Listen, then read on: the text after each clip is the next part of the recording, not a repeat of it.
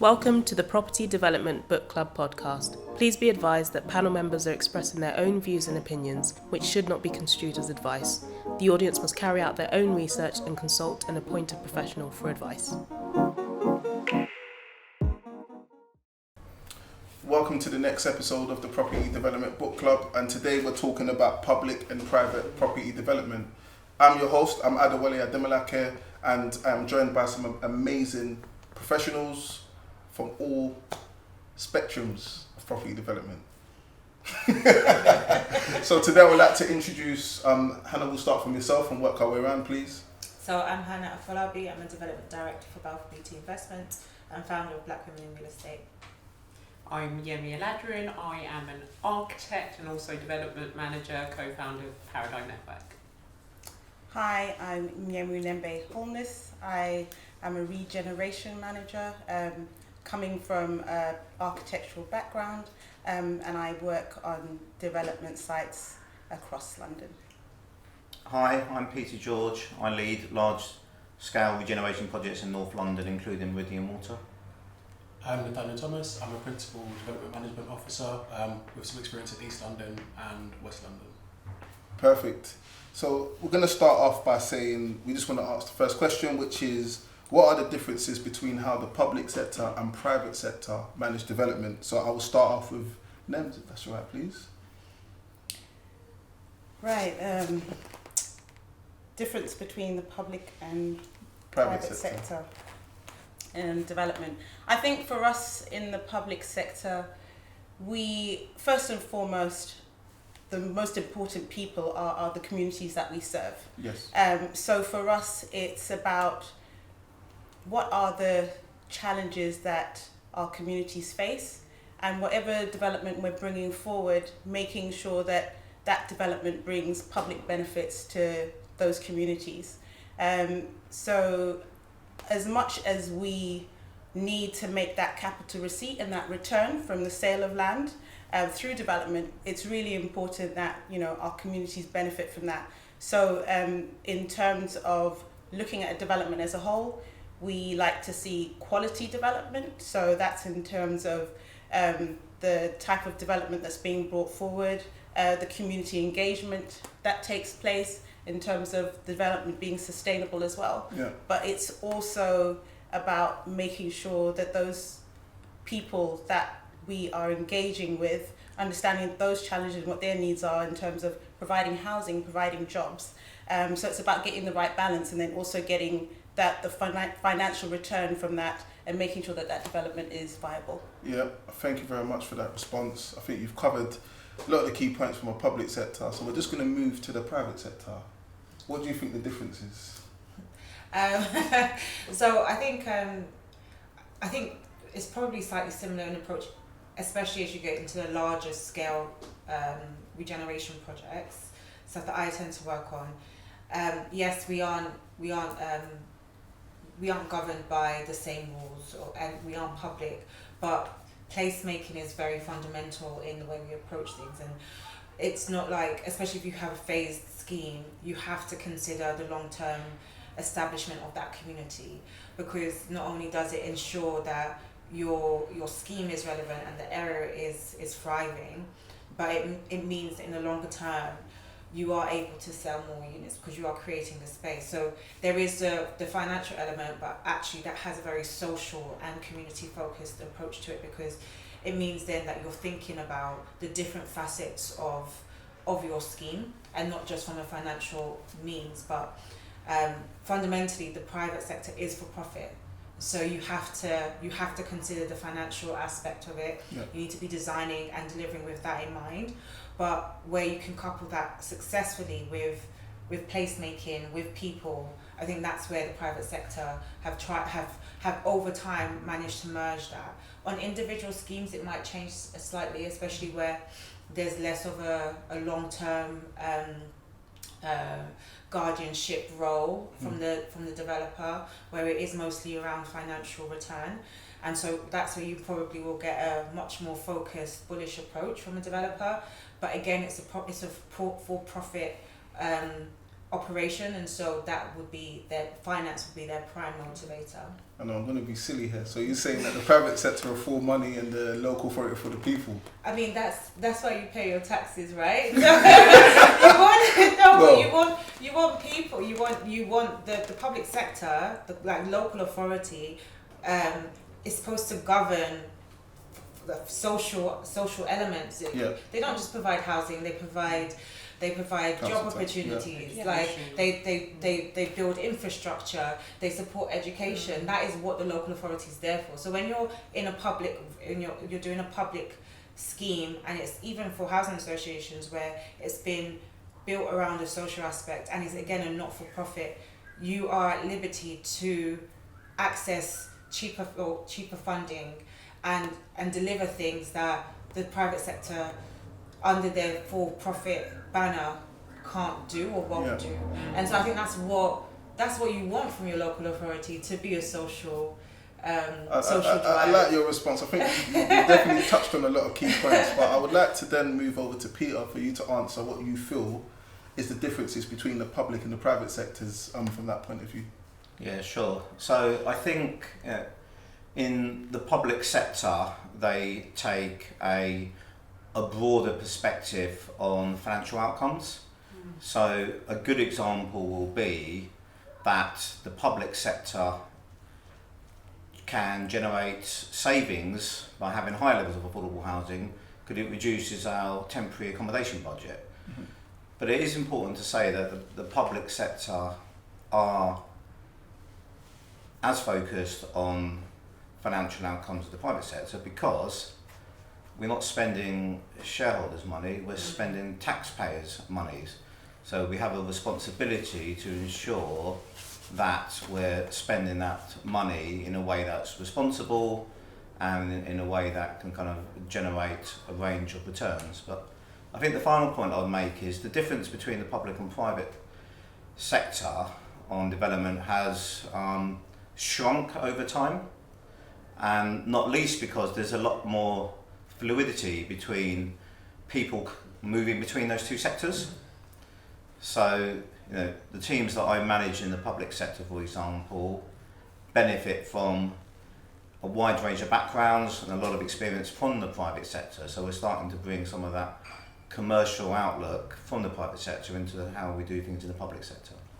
Yeah, and I really appreciate your response on that, and I think that a key point is the way in which profit is brought back. I think the private sector generally want a capital receipt at the end of a project, or they might do PRS at market value, whereas the public sector, they will do something, they will look over at a development over a 50-year, 60-year period as part of a discounted cash flow. Google it, it's quite straightforward. And they look at it over a longer term. So I just thought I'd make that distinction. So the next question is for Nate, and I would also like a few people to answer this question. Who do you feel, when we're looking at private and public sector, who gets it easier through the planning system in your opinion? I wouldn't exactly say easier in this context, but I would definitely say that there's more pressure based upon, like, if we have a regeneration body that are charged with estate regeneration schemes, for example, that are in-house, or the in-house regeneration teams generally, to deliver the best. And I say that because these are schemes that go through intense rounds of kind of public consultation from a very early, very, very early stage in the development process. And there is no way that won't go through a public committee. Most councils, their scheme of delegation requires public applicants to come forwards and present this at committee, and that's for full transparency, so the public are aware of exactly what's going on with their money. So we will generally demand high levels of affordable housing. The design will be expected to be exemplary. Those will go through as many pre-app rounds as are required. Those will go through the design review panel, and those are scrutinised very heavily to ensure that this is an exemplary scheme, and any private entity that is looking in at the borough, at the developments that we have approved from ourselves, know what standard they have to get their developments up to. So I know anyone working on that side will probably say we're quite harsh on some. We have probably asked for quite a lot and really have pushed the boundaries, but it is simply because we're setting the standard. If this is a development that we're endorsing ourselves, it has to be the best. It can't be any less than. That sets the most positive precedent for anyone else coming in to the borough. Yeah, thank you so much for your response on that. I'm not going to say much, but I'm going to pass it over to Peter to have you got an opinion as to who you think gets it easier through planning? I mean, I agree a lot with what was just said. I think from my experience, the public sector have a slightly higher bar to pass because there's probably the perception from some externally that working within the same local authority, that it could potentially be easier, or there might be some kind of collusion which results in planning applications having an easier passage through planning committees, but that's not been my experience, and I think because of that potential perception, the local planning authority are really rigorous, and what we do at the local authority that I work is ensure that all planning applications that are on public land have to go through a public planning committee, whereas on under our delegated authority scheme, such schemes that are promoted privately would be capable of being determined by officers. But to make sure that everything is transparent, we put everything on public land through planning committee. Interesting. And I would like to then move that question over to Hannah. You've worked in the Housing Association previously, you now work for a private entity. Who do you think gets it easier? It's a tough question because I think there's the balance of the heightened scrutiny if it is a local authority-led scheme, just because you have to be above reproach, for sure, especially if you're doing a joint venture with a private developer. But at the same time, because it is a local authority-led scheme, and that information barrier that's supposed to be there between the development team and the planning team is not necessarily always there when you need something, it means that there are conversations that can happen to unlock things that a developer who didn't have that relationship or the access to the development team would be able to do. So I think any private-led scheme where the local authority is not involved, I would always appoint a planning consultant who knows that the local planning authority inside and out, because you need those conversations to unlock things. And the benefit of doing a partnership with a local authority, or the local authority being able to access the planning authority through, because they work in the same building, let's be honest, it means that you have a greater sense of capability of unlocking and driving through a planning application, and is most likely going to get approved despite the fact that there is a larger scrutiny over it. So your risk, even as a private developer, you go into it knowing that your risk is slightly reduced if there's a partnership with a local authority.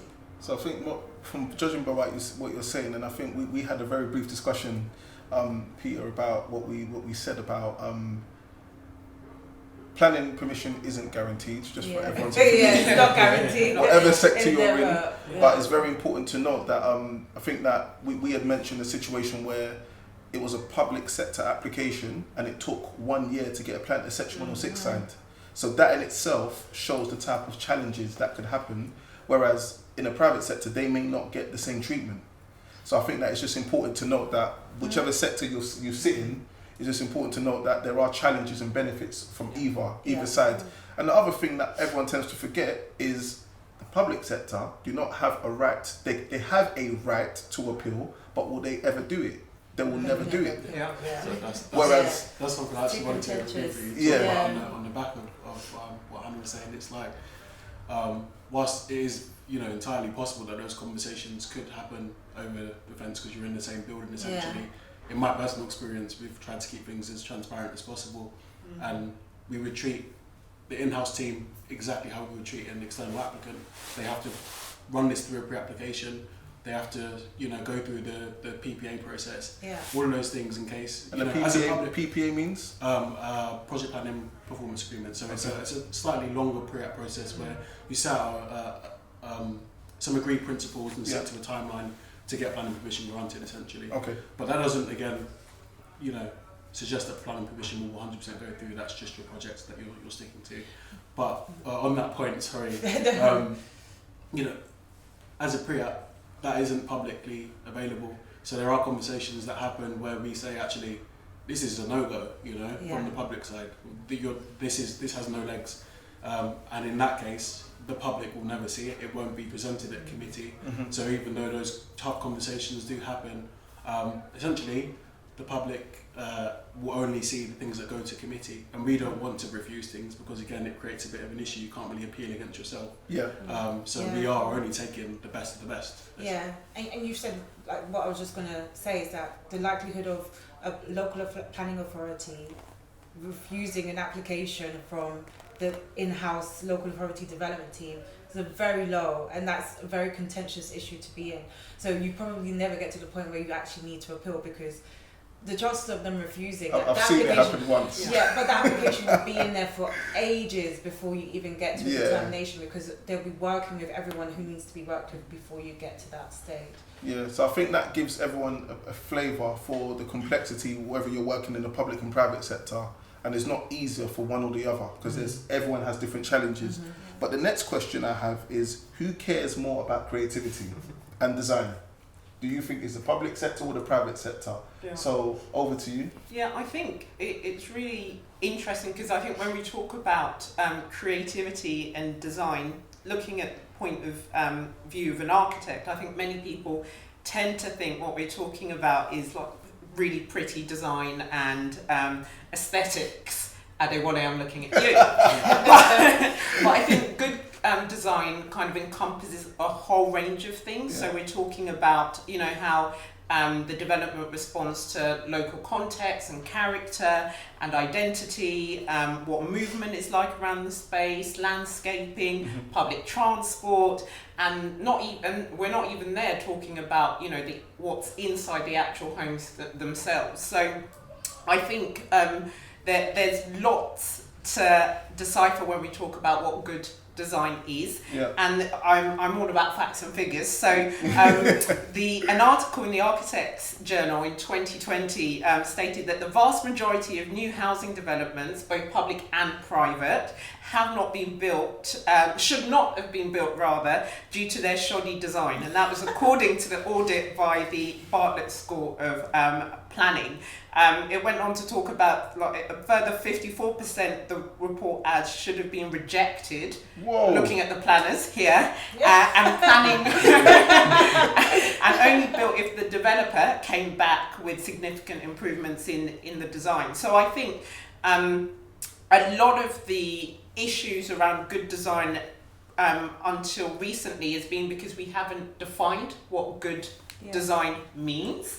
But there, and I think it needs to be mandated local and kind of central government, and that's starting to happen now when we look at things like the National Planning Policy Framework and the National Design Code, where you have checklists and things like that. So I think greater concentration will now be placed, or I think we're all seeing it, being based on quality and design, and I think that will start to lead to change. So I don't think personally it's one versus the other. I think both public and private sector have had so you're standing issues. in the middle, I'm standing in the middle. You're in the middle. Absolutely fine. Absolutely fine. How about you, Nate? What do you think? Who do you feel is more focused about creativity and design from your? Because you would have assessed various applications. Obviously, I've worked with Nate in a place. I'm not going to say where, and his scrutiny on our design was quite severe. We won't talk about that. We won't talk about that. But it's just important to note that I would love to hear your views, because you would have seen it.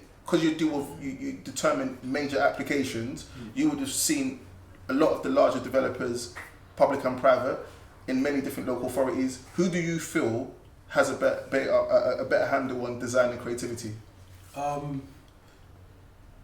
I don't think there's any easy way to answer that question, because when we've had applications that have been submitted to us from our own regeneration teams, they have employed private architects to do the work anyway.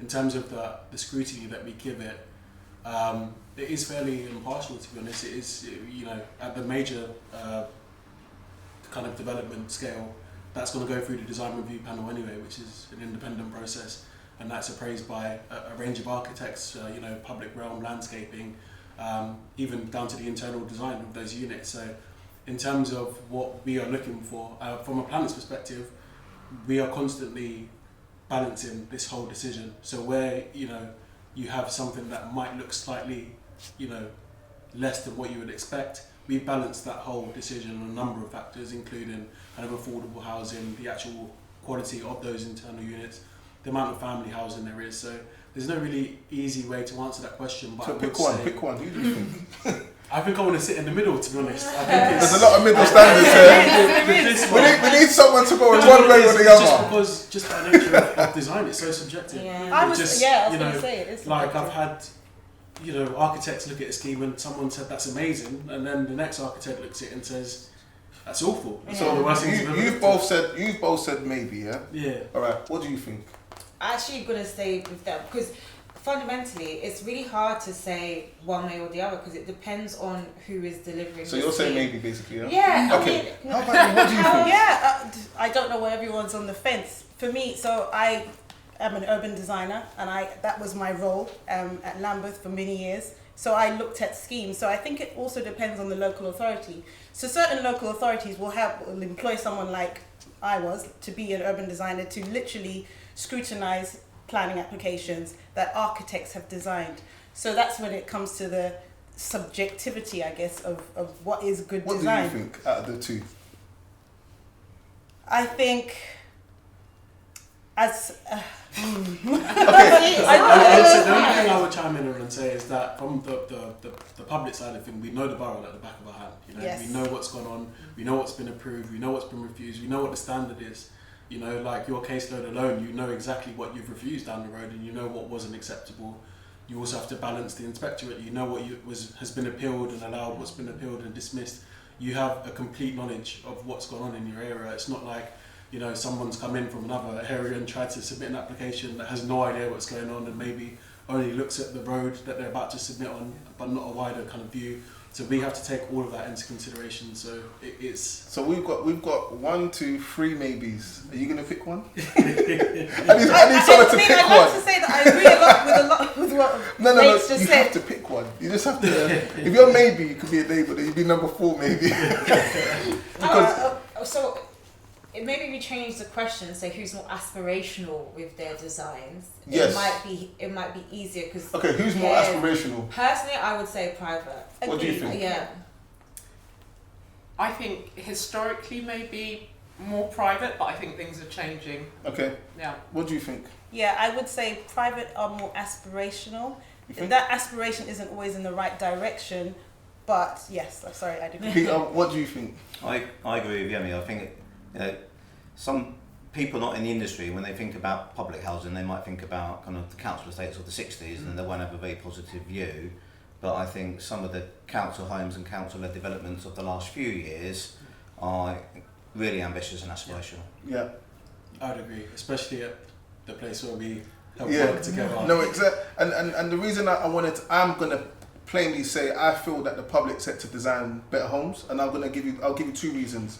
The first reason, and I'm going to be very brief on this, is that the public sector may not scrutinise the design teams, so they let them run a bit freer. Whereas the private sector, they will accept good design. I'm not going to say that, but they will do it within limits that they can accept. So for that reason, I feel that, because as an example, the project that we're talking about, if you go on that road, if you look right and see the private development and look left to the development that I'm managing, there is a clear difference in quality in terms of external material, the thoughtfulness. You're having repeating bricks, repeating mortars in different colours. You will never get that in the private sector because no one would accept that. So for that reason, I feel that aesthetically, I think the public sector deliver better homes.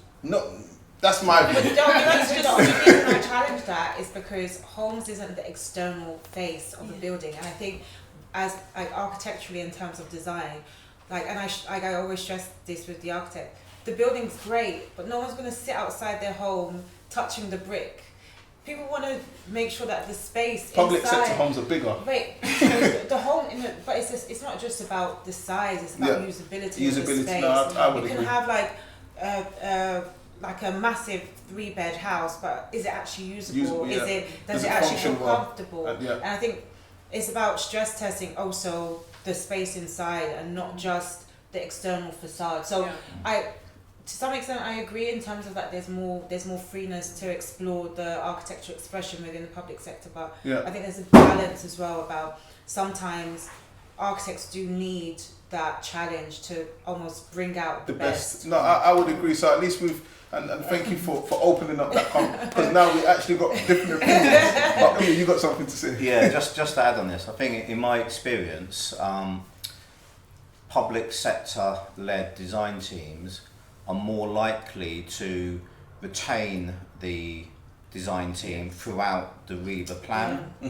And what can often happen is where you change architects at, say, REBA stage 3, 4, once you've got planning permission, you replace the original design team with architects who are not because they just joined, invested in the original concepts as the architects who led it through the initial REBA stages. So I think because of that, the public sector are more likely, in my experience, to retain the team throughout the scheme, and I think generally if you retain the original architects, you end up with a better quality of housing. And that is very important, because I know like when you change this, everyone wants to bring in their new flair, and that might contradict what the original architect. So I very much agree with that. So the next question is around if people can tell me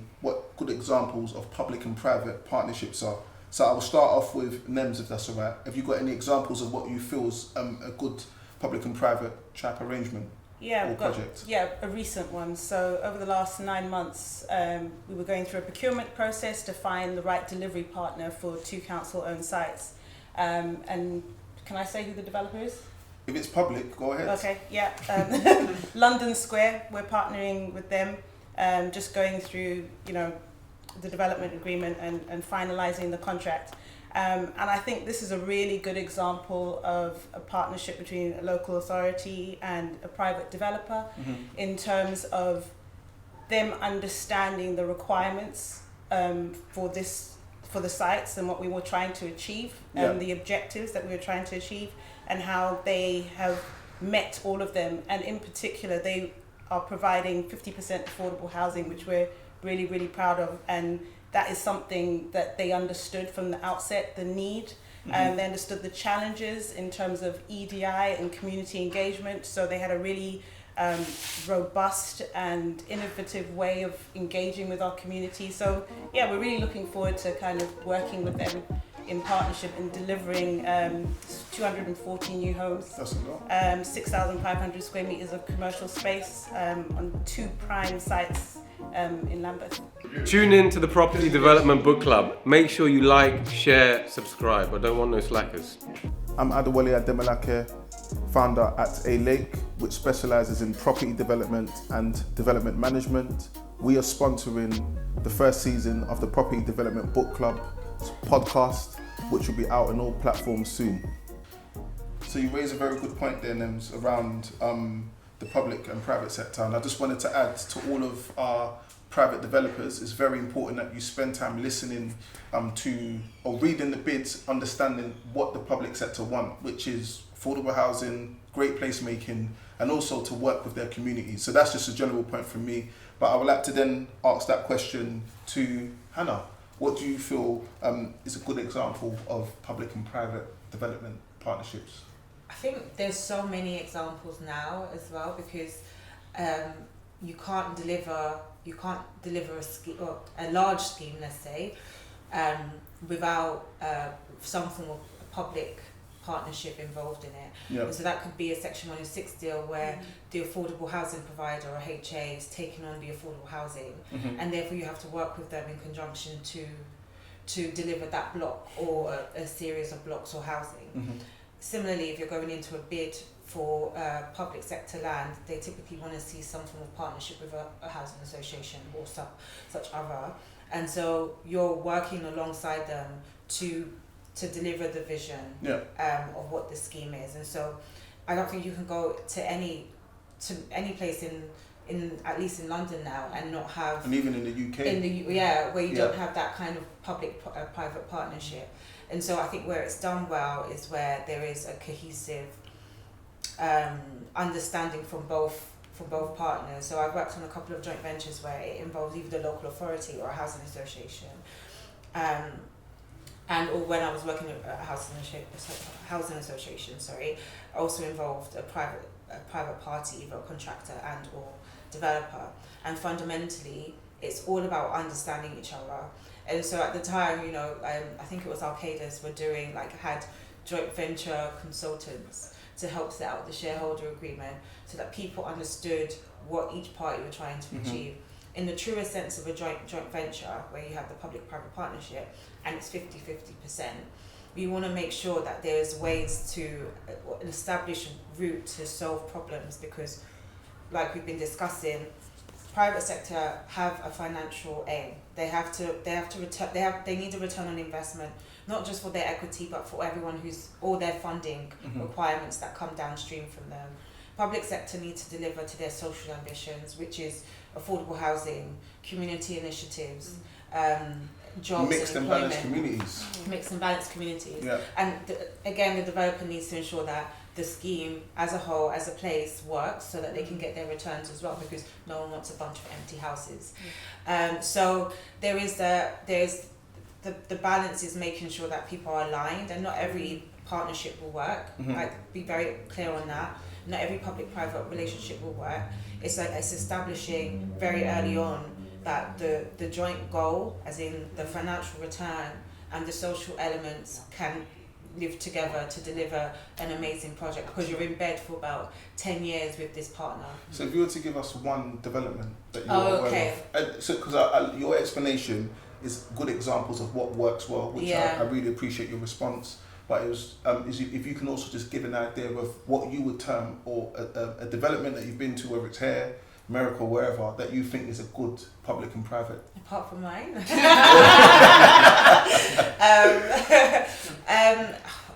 It's a really hard question. I genuinely do think that it's probably most schemes that you see at most large. I think King's Cross is a great example. On the Olympic Park, I think the Lend-Lease and L&Q relationship is an amazing example. As outside of my project as well, because what you see is the private sector and the public sector, and two firms who actually do know how to work together and have done it time and time again. Similarly with Peabody and Hill, they've delivered, and the way that they delivered schemes is not only in Fish Island, but they've also done it in Waltham Forest, in Lee Bridge, where they work, where you see a repeated model as that they've continued to work together. I think that's a clear definition of a good public private partnership. I like the fact that you were able to name some developments, Olympic Park and a few others, and you also named developers that work well together. So just because of, I wanted to ask the same question to Peter, what you feel is a good examples of public and private working together.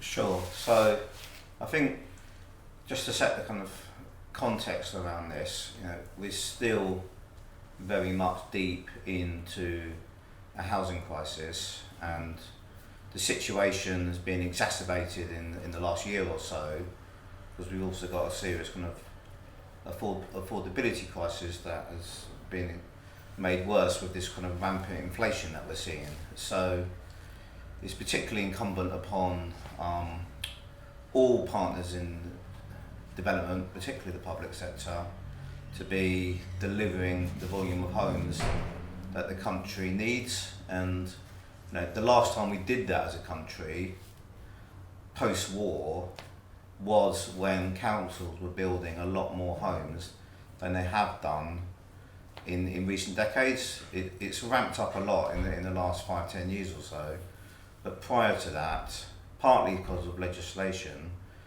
councils weren't really making the contribution to the level of homes that the country needs.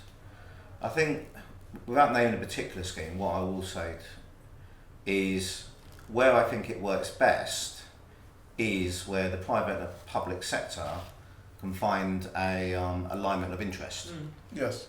So where the two of them can be aligned on the goals and objectives, whether it be around affordable housing, financial returns, design quality, etc., that is where the public-private partnership works the best. But there isn't a scheme in the country that doesn't involve some degree of public-private partnership, because even if the private developers promoting the whole thing on their own, they ultimately need to engage with the public sector-led local planning authorities. So, the only way to do business is through public-private partnerships. Yeah, and that is an all-encompassing response to say that one can't exist without the other. And I think I'm glad that you mentioned the wartime efforts after the war and the sporadic house building that was happening. So if you look at a chart, you can get this information from the ONS. Local authorities were the largest house builder at a point. Then it was private developers, then housing associations. Now, in today's world, it's now private developer, housing association, and then local authority right at the bottom. So I think it's just so important to note that everyone has a part to play in solving this housing crisis, which will, if we deliver more homes, it makes things more affordable. So I think it's just important to note that. So we're at a time when everyone get out the way. Joking. We're about to throw some grenades, and we just need very honest opinions. So the first question is, the private sector is commercially focused, yes, and the public sector cannot always keep up with the private sector. Is this true or false? So, Peter, what do you think?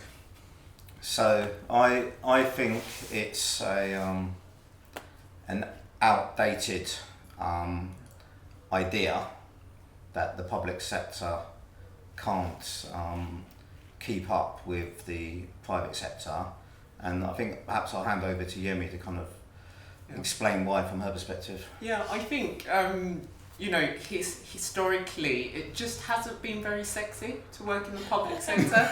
I know when I was kind of finishing studying, well, I wanted to work with all the star architects, be amongst it there, and also in terms of understanding what went on in the public sector and building and construction, it wasn't really something that I was aware of.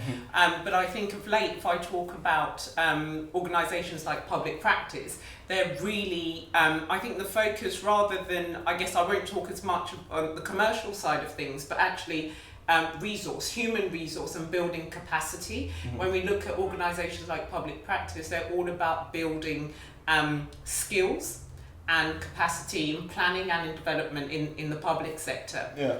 And that's actually how I got into my role at the moment in the Meridian Water team at Enfield. And the team I'm working with, we're so diverse in terms of backgrounds. We've got some people that have worked in the third sector like me, but also the private sector. We've got people that are diehard local authority through and through, and from all different kind of professional backgrounds as well. So it means that actually we've got a really rich melting pot of all sorts of different skills. So I completely agree with Peter. I think that's a bit of an outdated approach, and I think the public sector are kind of on our way up. We're here, we're ready. I'll challenge you on that. So you mentioned it's outdated, but you said we are on our way.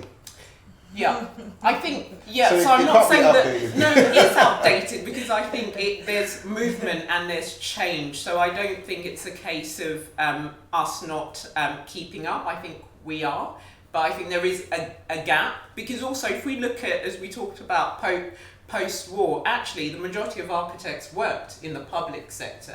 So actually it's a cycle. We're going back to how things were. Yeah, we are. And house builders are doing phenomenal things, building a lot of homes, and they're very commercial. But it's not my time to have an opinion. Private sector very commercial. So, is it the question of keeping up, right? Yeah. Do you think So- the public sector can keep up with the private sector in terms of commerciality? I think going back to what Yemi was saying, you have to remember that after a certain point in time, and the reason that graph has shifted is because local authorities lost their development rights. So they couldn't deliver homes and they couldn't develop. And so it became less sexy to work in the local authority because they weren't doing what property professionals wanted to do. So unfortunately, for the longest period of time and until just recently, they couldn't keep up because they didn't have the opportunity to do so. I think, and I think that a lot of the, especially for affordable housing, a lot of that then fell into the private sector. I think there is a point in time now where a lot of the local authorities are getting that power back. They have their own development corporations, and the benefit is they have the most access to land, so they should be able to keep up in the long term. But I think they're not there yet, and I think that's the truth of the matter, is that in terms of commerciality, in terms of like buying power, in terms of resource, the private sector still have that over the local authority. Yeah, I appreciate that. I think that's a sensible response. So I think that in short, I totally agree. Private sector have to be commercial in order to get the returns. Yeah. The public sector have to be commercial, but they also have to balance various other hats. So I feel that it's important to know that it isn't one is better than the other. We have to also appreciate that everyone has different responsibilities, and I think everyone's eloquently explained. Public sector will do infrastructure, school places, everything else. The private sector will just deliver housing, make a profit, and move on to the next project. So I think because of that commerciality, I am very specific in what I'm about to say. I believe that the public sector work harder than the private sector. That's my opinion, and the reason for that is because we're balancing not only public opinion, we're balancing public scrutiny, commerciality, and things. And Nate, you mentioned something very important around public sector delivering exemplar schemes. Yeah. Be doing that together with all the public consultation, cabinet reports, and every other thing we have to go for, as well as make sure it has a sensible return over the long term. It kind of means that we have to be well-rounded. Yeah. But I won't say, so that is my opinion anyway, and I think we've got one more brilliant. And this is going to be a very quick response. And the question is, can the public sector trust the private sector? So we'll start from there. Yes. Yeah. What do you think? Most of the time. What do you think? I'd say I'm having difficulty with trusting the private sector. Okay, you're having difficulties yourself? I would agree with NYEMU.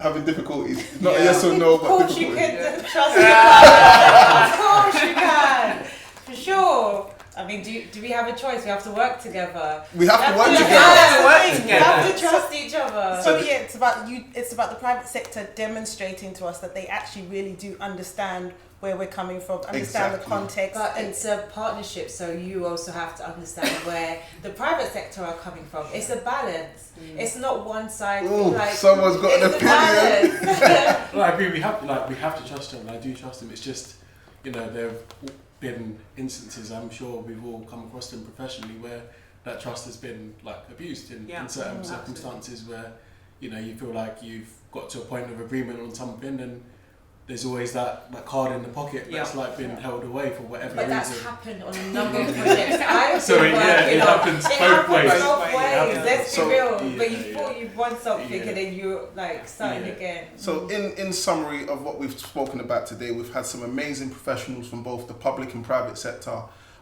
This conversation, in my opinion, shows that there is a stronger importance for us to work together, not against each other. It's not a versus, it's an and together. So thank you all for listening to the Property Development Book Club. I'm your host, ADEWOLE. Look up for the next episode on Property Development Book Club.